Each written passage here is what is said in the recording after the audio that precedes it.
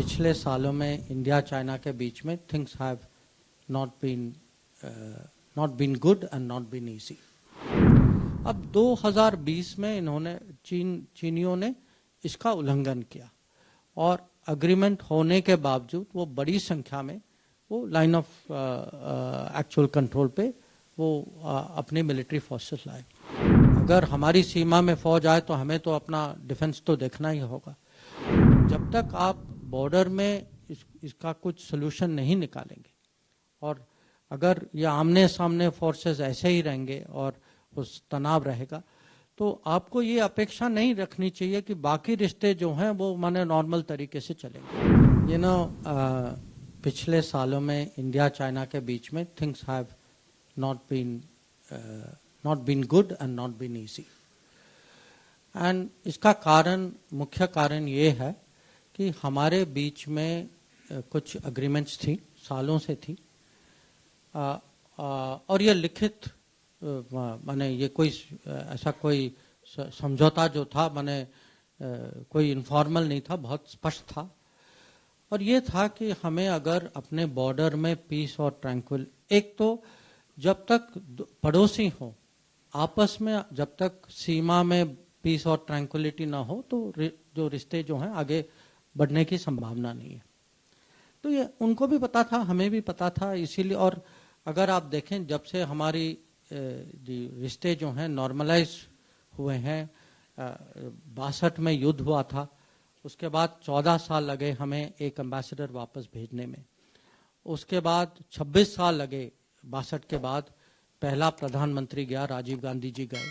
चीन गए, और 93 में और 96 में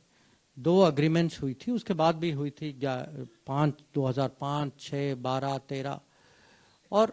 इसका जो निचोड़ ये था कि दोनों साइड जो हैं वो जो लाइन जो बनी है, क्योंकि हमारी सीमा जो है वो म्यूचुअली अग्रीड नहीं है, कि दोनों साइड जो हैं वो फौज कोई संख्या में फौज नहीं लाएंगे वहाँ, और अगर कोई मूवमेंट भी होगी इस संख्या से ज़्यादा वो दूसरे साइड को बताएंगे और तभी मिलिट्री मूवमेंट होगी। अब 2020 में इन्होंने चीनियों ने इसका उल्लंघन किया और एग्रीमेंट होने के बावजूद वो बड़ी संख्या में वो लाइन ऑफ एक्चुअल कंट्रोल पे वो अपनी मिलिट्री फोर्सेस लाए।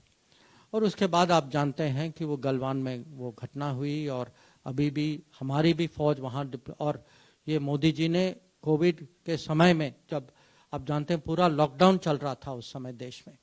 तो लॉकडाउन के स्थिति में तब भी हमने मिलिट्री मूवमेंट की, बहुत माने बड़ी संख्या में मिलिट्री मूवमेंट की, और तब से हमारी फोर्सेस भी हैं वहाँ, उनकी फोर्सेस भी हैं, आमने सामने हैं वहाँ। तो हम तो चाहते हैं, ये तो हमने तो किया नहीं है, पर अगर हमारी सीमा में फौज आए तो हमें तो अपना डिफेंस तो देखना ही होगा। तो हमारी जो अप्रोच है उनको, और ये मैंने खुद मेरे जो काउंटर पार्ट हैं उनको समझाया है कि जब तक आप बॉर्डर में इसका कुछ सोल्यूशन नहीं निकालेंगे और अगर ये आमने सामने फोर्सेस ऐसे ही रहेंगे और उस तनाव रहेगा तो आपको ये अपेक्षा नहीं रखनी चाहिए कि बाकी रिश्ते जो हैं वो माने नॉर्मल तरीके से चलेंगे, वो असंभव है। तो ये नहीं है कि आप यहाँ झगड़ा करो और वहाँ बिजनेस करो, ये माने इसको आप ऐसा लाइन नहीं कर सकते। तो आगे देखना होगा, अब डिप्लोमेसी जारी है, तो कभी कभी जो ऐसी मुश्किल स्थिति जो है वो एक जल्दीबाजी में इसका उपाय नहीं निकलता, तो हम लगे हुए हैं इसमें।